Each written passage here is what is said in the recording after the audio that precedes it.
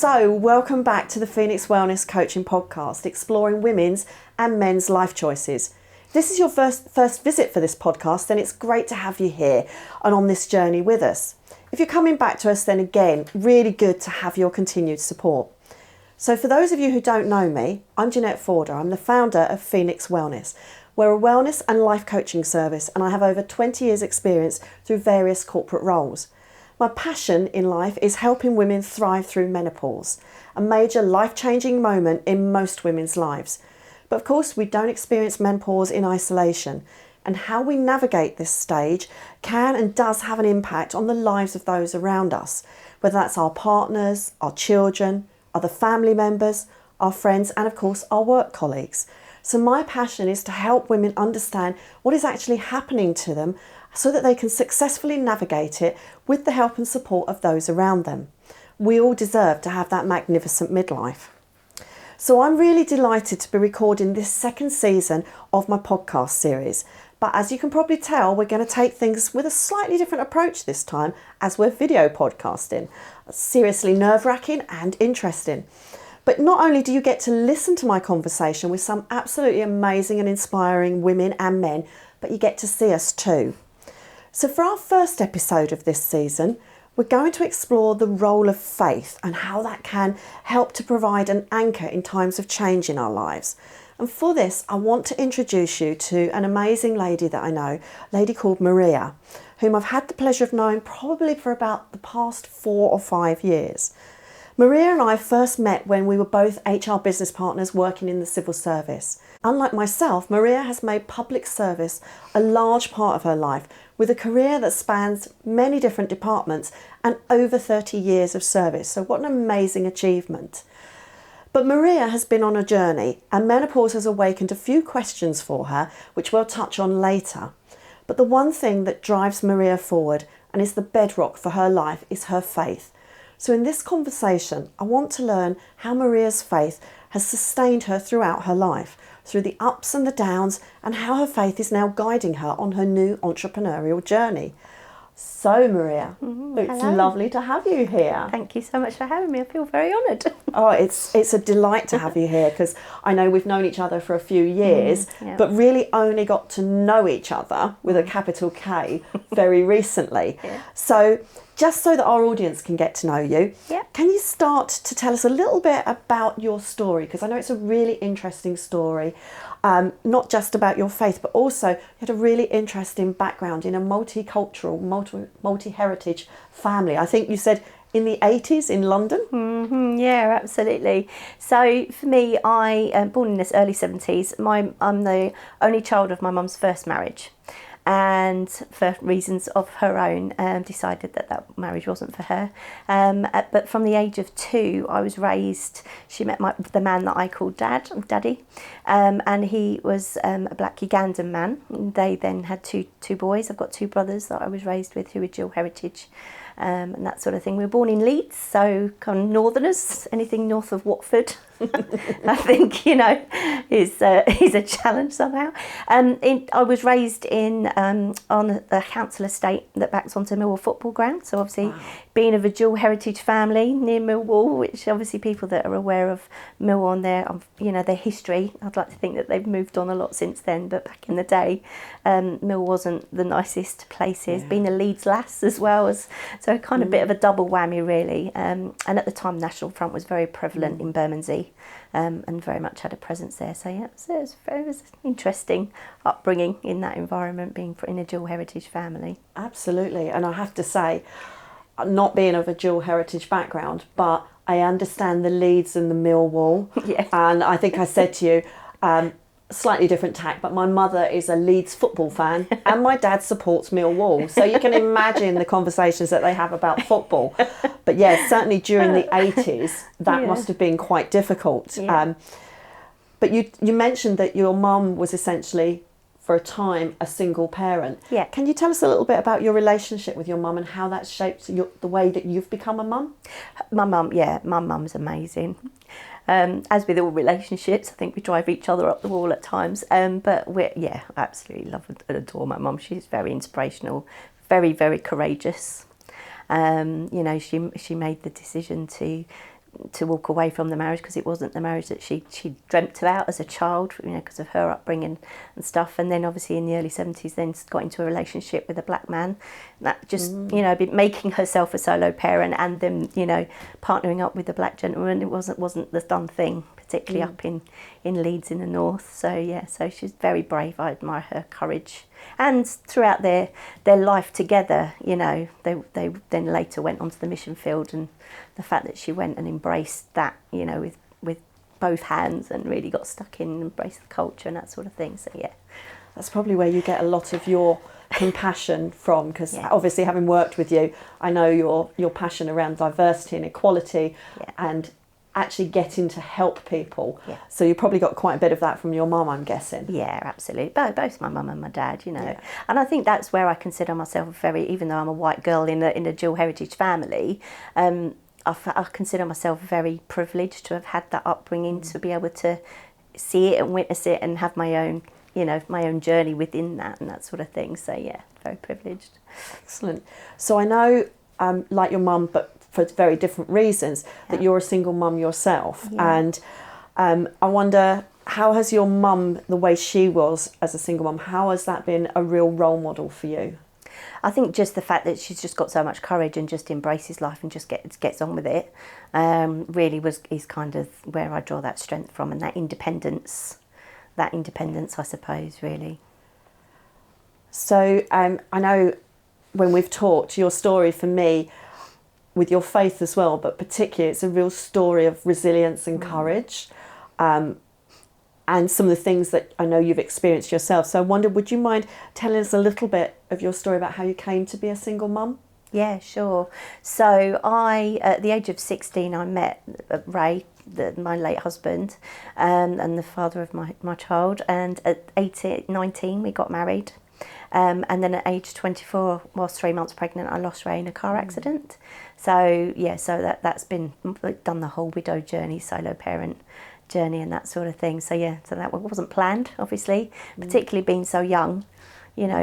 Often people think about widows, when you're in your 60s or your 70s and you've lived life and that sort of thing. But yeah, it was quite a big shock for being so young. Yeah, I mean, I know, again, we said, I met my husband at age 16, married by 21, so a little bit different, but the thought of losing, the love of your life that early on in your relationship, and knowing that you're carrying the child as well, it must have been a huge blow for you. So can you tell us a little bit about how your faith helped you through that time? Yeah, so for me, I'm a Christian, evangelical Christian, which some people refer to as a happy clappy Christian. And for me, I came to faith when I was 12. So because of what was going on in my parents' adult world, we all of a sudden started being taken to church. Unfortunately, we were part of a church that had a really strong youth group and youth activities, youth camps every summer and that sort of thing. And that's where I really experienced and found faith for myself. And from then, really, that's where I kind of made the decision myself that I was going to follow in the Christian teachings, believing in Jesus and the Bible and that sort of thing. So when Ray died, obviously being 24, I think that's really when my faith got tested, because up until that point, as much as I'd seen negative and bad things around me growing up, hadn't really actually ever experienced anything that I would say was traumatic. So when I lost Ray and being pregnant, that was really when my faith kind of got tested. And obviously I was in the first trimester of my pregnancy, so my immediate thing was, can't lose control, I've got to stay in control, because I can't get hysterical, can't lose control, because I might lose the baby, because that was the last. I didn't want to lose my husband and then lose the baby under the shock and the trauma of it all. And that's really where I just kind of dug in and really just trusted that this God that I'd read about and believed about in the Bible, that he would carry me through and give me the strength to face the day, and really, kind of dig into that foundation of learning and believing all of that kind of Christian stuff, really. Yeah, that must have been, I mean, people talk about crisis of faith and being tested. Did you ever at any point kind of do that whole anger thing, think, why me, or what have you done? Yeah. Oh, absolutely. I think, throughout the years, I've gone in and out of waves. I think anybody who's done the grief journey knows that it's not a one size fits all, and it doesn't end after a certain amount of time. It hasn't got time. With everything that goes through life, you get hit with another wave of realisation and that sort of thing. So for me, I've gone in and out of anger. Yeah, with God, with people, with situations, with circumstances. But I think, again, coming back to my faith in believing in a God that loves me unconditionally, and he understands that I'm angry. And actually, anger is a God-given emotion. How we deal with anger is another issue. But anger is actually a God-given emotion, and it's for us to just kind of trust him. Well, I made the choice. I didn't understand it. At 24, I'd hold my whole life in front of me. I was married to a guy who was absolutely fantastic with other people's children. And part of the excitement of being, expectant mum was the excitement of seeing him with his own child. So that was a really hard pillow to swallow in that sense. But yeah, no, my faith really just kind of kept me sane, is the only way that I can describe it. That even though it was chaos and trauma and shock, in shock for a very long time, I had that inner peace that God was going to carry me through it and bring me out the other side, sane, with my baby, not 6 months later and that sort of thing. So there's a couple of things there that I wouldn't mind picking up on. Yeah, sure. I know when everybody's watching here, we go through, we have some questions, but I always go off piece, so I should probably warn you on that one. No worries. So a couple of things there that I thought was really interesting. One, when you talked about grief, and you say you never really come out, that it goes in cycles and waves. Yeah. That's really interesting, and I think that's something that can help others, because we think of grief on the grief curve, and you think, oh, once I get to this stage, done. Yeah. But of course you can always regress and go backwards. So it's quite interesting. I think that will help a lot of people that are feeling that, to hear you say that. And then the other piece you talked about, again, was your inner peace. And that's obviously that real deep core that keeps you really strong and fighting and moving forward. Can you just explain a little bit about how that manifests for you? How do you use your inner peace? I suppose for me, it's about, again, it comes back to that believing in a God that loves me unconditionally and wants nothing but the best for me. And that we've got free will and we've got free choice, and that can be a blessing or a curse depending on which way you go with those choices and decisions and that sort of thing. But for me, it's about making a choice that I can be angry and I can be resentful and I can stay in that victim state of mind, which is how I describe it, or I can choose that I don't understand this. And I remember at one point very early on saying, I don't understand this. Oh, I don't understand. I thought we were, doing what we felt was the right thing, according to after praying and seeking God with what we believed was the right thing for our lives and our family in that situation. How has this happened when we thought we were doing the right thing? So for me, it's about, okay, it's not going to make sense. And I just got to the point where I can continue to tie myself up in not trying to work it out. But the bottom line is, actually, even if I did ask and I did hear something tell me the answer, I didn't trust that I would actually hear it correctly, because I was so too raw to the emotions and too raw to the circumstances. So I can remember quite early on in that grief journey, really, was just making the decision of, I'm going to stop asking those questions because I don't understand it. And no explanation is ever going to make me feel better about the fact that I'm a young, expectant mum and my husband's gone.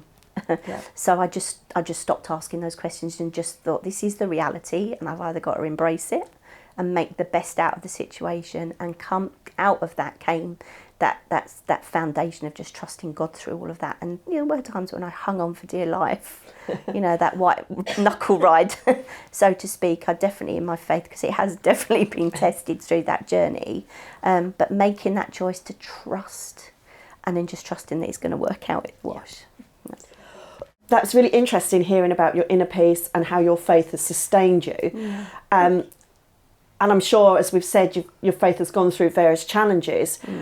Do you see your faith as the guiding light of your life, or is it a crutch or an excuse for behaviours or different things that have happened?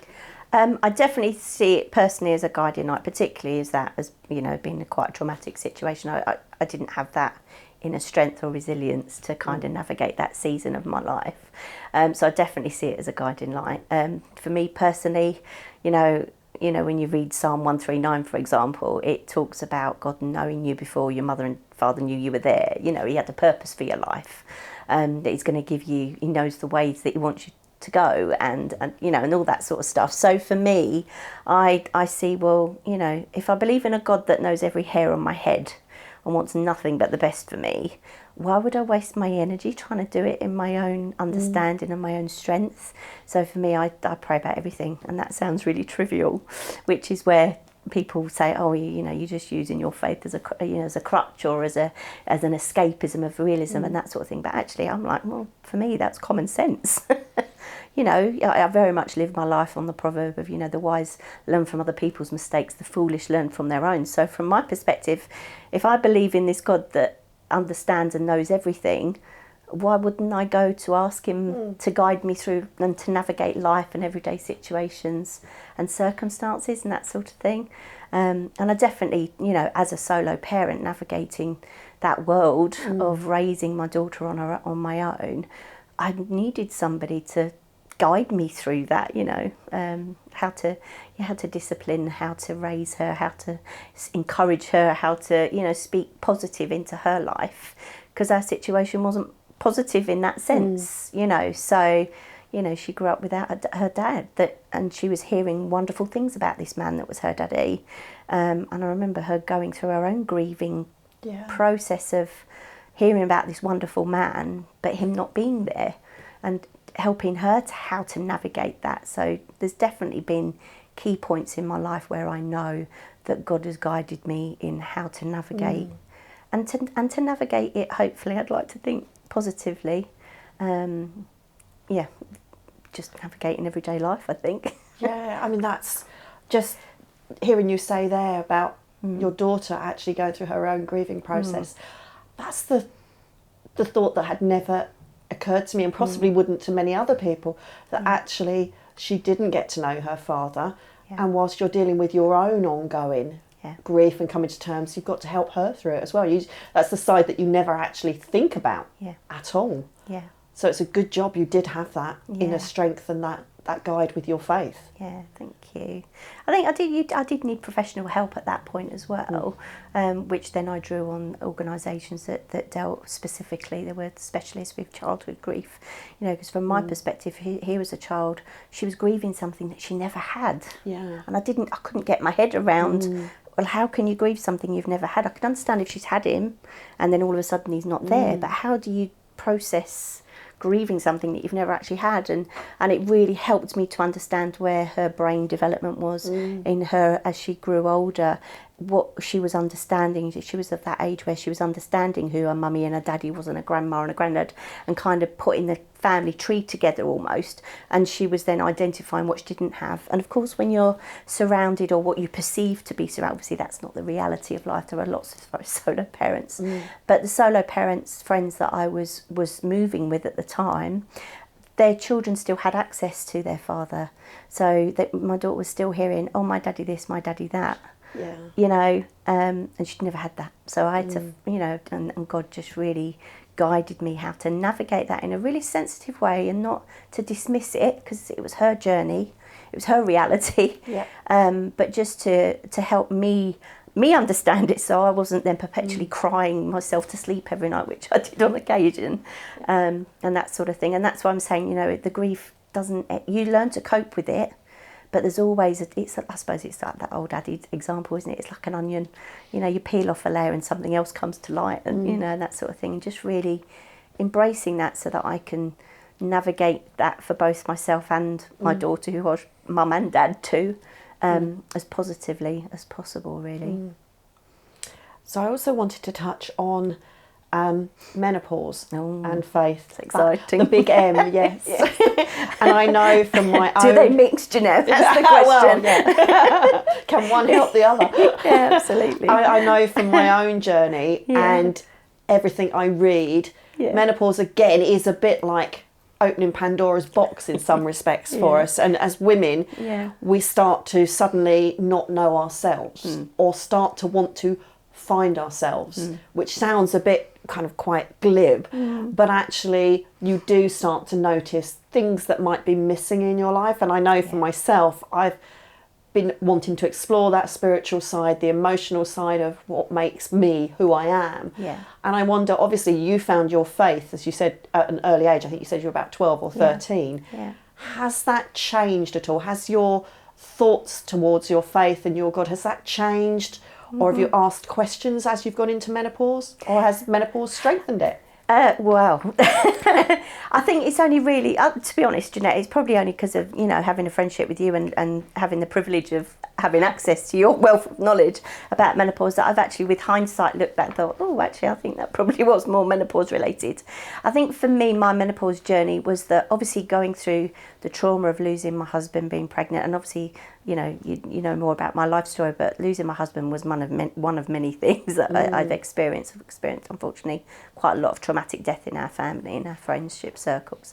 And for me, when my perimenopause started, I found that I couldn't control my emotions, and I prided myself on being able to control my emotions because I'd been to hell and back, and I'd controlled my emotions and I'd held it together, and I'm really proud. You know, I was very proud of being that way. And then all of a sudden, here I am, and I've got absolutely no control over this. And 1 minute it's fine and dandy, the next minute I'm bawling my eyes out, or I'm getting road rage. Road rage, I think, is probably something that is more tangible that other people might notice more. Lack of patience and that sort of thing. So I think for me, once I got to the point where I just had to face that maybe this was how my perimenopause was affecting me, I needed to go and get help, and that's when obviously then when I engaged with the doctor and got HRT, and it's really helped. It's really helped. It's not gone totally, but at least I feel like I'm in a lot more control of my emotions now. Yeah, that's the emotional impact of menopause is something that most women, me and yourself included, don't ever expect. Because we only ever talk about hot flushes and the physical stuff. So when you start to question things, I'm like you, road rage here. I get TV rage as well. So I start yelling at the TV. So and I had teammate rage, you know, where we worked together, you knew I could have a really bad day with the team, and it was nothing they did and nothing I could put my finger on. So I know that estrogen has an awful lot to answer for on things like that. But I guess in those moments, you could turn to your faith to go, no, I'm still who I think I am. Yeah, absolutely. I did have a blip. I did have a blip last year. I hit a certain anniversary, and it kind of every anniversary sets me into that, you know, what would have been, what could have, would have, should have been, and that sort of thing, because that's what anniversaries do, don't they? They bring up all of the hurt and the sad times and the memories and all that sort of stuff. And I remember going into a really, really dark place. And I think, to be honest, being a Christian for nearly 40 years, as much as I've been very angry with God and had to deal with bouts of anger and talking myself out, and maybe going for counselling on some occasions, there's been things where I've needed to go and seek professional help. But I've always had that foundation of my faith. But this, you know, last year I hit this anniversary, and it just sent me on a spiral of even question whether God was real. And that was the first time through all of what I've gone through in life that I actually questioned whether God was real.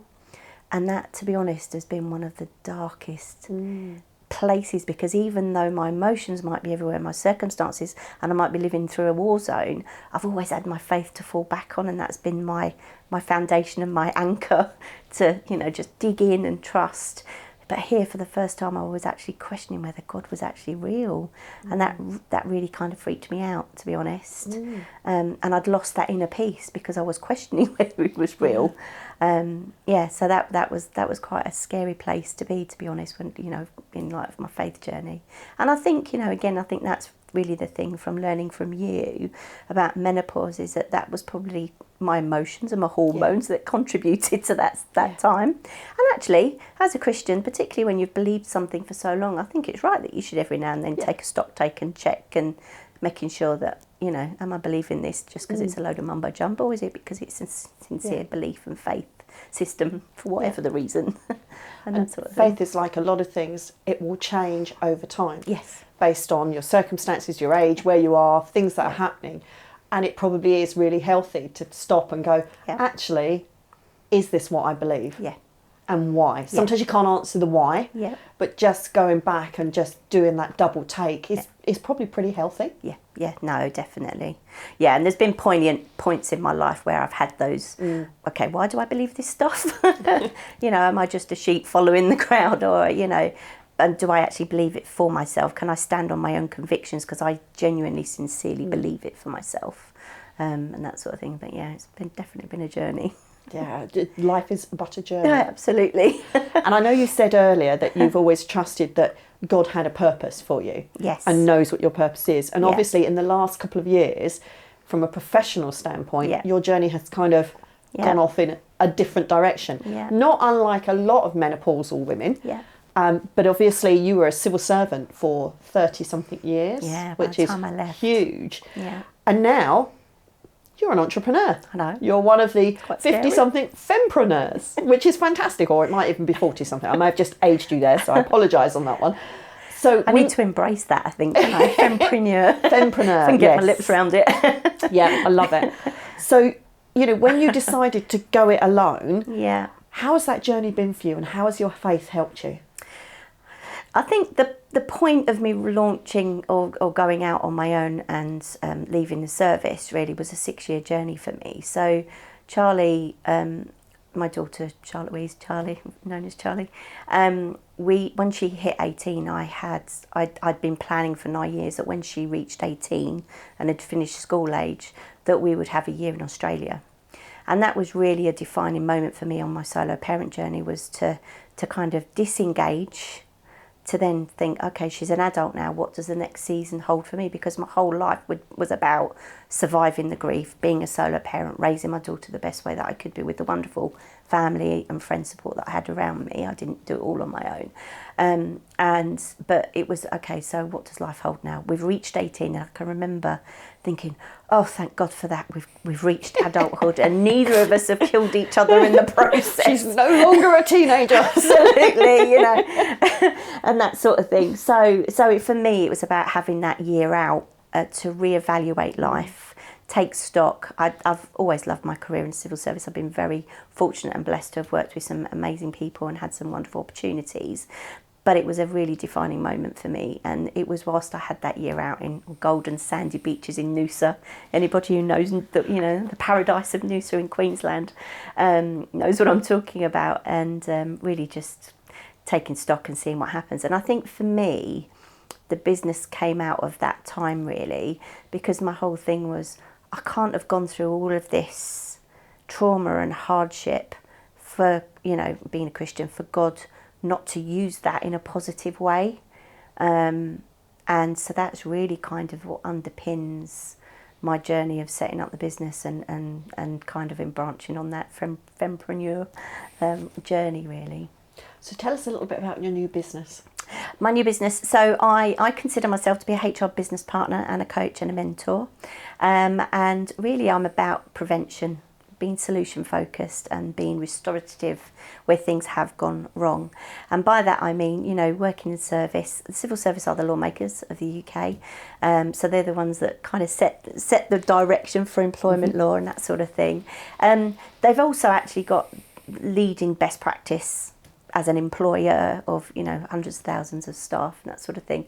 So for me, it's about bringing that expertise and that knowledge that I've gained by being in that environment out to the world to help smaller companies that don't have the luxury of having that, really just to help them navigate it.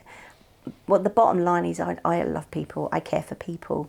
We live our lives. You can't just go to work and then come home and separate the different aspects of your life. We are a whole being, and it's about us, navigating that holistically, and that's the approach that I take. So I'm definitely not the HR people police, but I'm definitely about being people-centric, helping navigate that employment law, you know, what you have to do as an employer, and just kind of helping to blend all of that together, really. I call myself a business partner because it's about, you know, working with business owners. It's their baby. They know what they want. They know the reasons why they set up their business. So it's about me coming alongside to understand that, so that then I can bring my HR professionalism and all what I've learned through studying CIPD and being a civil servant, and bringing that together so that it comes to fruition, so that their businesses can grow and flourish and be sustainable, whatever their business cycle looks like to them, and that sort of thing. So for any prospective customers that might be listening or watching, how can they find you? How can they find you? My mgwarrensolutions.com is my website. I'm on Facebook, LinkedIn, and all that sort of stuff. All the usual places. All the usual places, yeah. Excellent. Mastering the world of social media is a joy that I'm yet to embrace. Oh, you're going to embrace it here when we're out on YouTube. Yeah, absolutely. Been launched into the world now, haven't I? There's no getting away with it. So before we kind of finish off and close down the conversation, there's a question that I ask all of my guests. Yeah. And that is, if you could go back in time to a younger Maria, whether she is just met Ray or where she is in her life, what's the one piece of advice that you would give her based on what you've learnt so far? With hindsight, which is a wonderful thing. It is. And it's a shame you don't have it as foresight. I think for me it would be to just dig in and trust it'll all work out in the end, and you'll come out the other side. Fab, that's brilliant. And it, for those people that have listened to other podcasts, that's quite a common theme that comes through, that belief and that trust. So it's been absolutely fab talking to you. Great conversation, learning so much more about you, and thank you for your openness as well, because sometimes talking about these things can be quite difficult, and I'm sure that how you've approached your life and the things that you've gone through will resonate and inspire many other women, and I just love that I can find people like yourself, bring those stories to life and share them, because if one story inspires another woman, then that's another woman we've almost, in inverted commas, saved. For me, I really wanted to share your story because, as I said, menopause really opened up a new area of self-development for me, something that I had not expected to want to look at, and that was to explore my own spiritual side. And I know that I need to nurture that within myself. You know, I come at it from a slightly different standpoint. My family, my husband was confirmed churchgoer in the church choir, actually, when he met me. So let's not say what he doesn't do now. And my father was also confirmed, was an altar boy, so part of the church. Whereas I never lived that life. We used to go to Sunday school early on, but my father was always, I'll start you off on that path and then you can decide. So didn't really get so much into that being a churchgoer. For me, faith has always been a belief in something bigger than me, and not having to go to a building to actually follow that faith. But I'm still exploring that, and I know we've had some quite in-depth conversations around what that looks like, and I'm still learning. And so it was really important for me to talk to someone who found their faith at that early age, knows what it means to them and how it's helped you throughout, and actually continues to guide you through all of those stages, even when you're saying to your God, what the devil are you doing to me? Pardon the pun. What are you doing to me? What's going on? It's still there as your inner peace, which is fantastic. And as I say, if our story, your story, my story can help other women so that they can feel that they've got that fulfilled life, then that's it. That's all we can possibly ask for. So it's really lovely to talk to you. Is there anything else you wanted to tell us? Any, nuggets of wisdom or funny bits you wanted to share before we finally close? No, just thank you very much for the opportunity to share, and just embrace menopause and all that it brings, really. There is a light at the end of the tunnel at some point. I've just got to hope the tunnel's not that long. The tunnel is a different for every woman, but it is a tunnel. You're right, it is a tunnel of transition from one place to another. And even if you're in a dark stage, there will be a light at the end of the tunnel, and you'll get there. Absolutely. So for any other followers on here who are interested, in season 1 of the Phoenix Wellness Coaching Podcast, we talked to another lovely lady called Nicola, who really talked about the importance of reconnecting with ourselves. And in that, she found her spiritual side. Okay. And she talked about how she had been very much a go-getter, earning lots of money, busy life. Actually was hoping for a second child. That never happened. And then she lost her grandmother. And at that point, she started to think there must be something more. So this conversation really is quite a nice follow-on from there, which is fantastic. But thank you again. Thank you to everybody who is listening and now watching, which is very exciting. And I'm really looking forward to completing this season of the Phoenix Wellness Podcast. And I've got lots of other interesting guests, male and female, different stories where things that would have normally or would have been expected to define them and define what they can achieve in life and how they've overcome that or how it's helped them to lead a different life. So if you want to learn more, absolutely subscribe. I think on both YouTube and on the podcast, you can click a button that says subscribe. So every time I release a new podcast, you can get it. Love you to comment, tell us what you think. And if you've got a story, give me a shout. Maybe we'll bring your story there. But if you want some more help around menopause or well-being generally, you can contact us through the website, Phoenix Wellness Coaching, or reach out to me by email to jeanette@phoenixwellness.co.uk. And on the website, there's lots and lots of information. You can also follow me. I'm on Facebook and LinkedIn, and I'm also on Instagram. But you have to find me there at Your Menopause Shrink, because that's apparently what I can do. I can help you navigate your menopause. So I'm really looking forward to talking and seeing you all again very soon. And have a good day, everybody. Thank you. Thank you.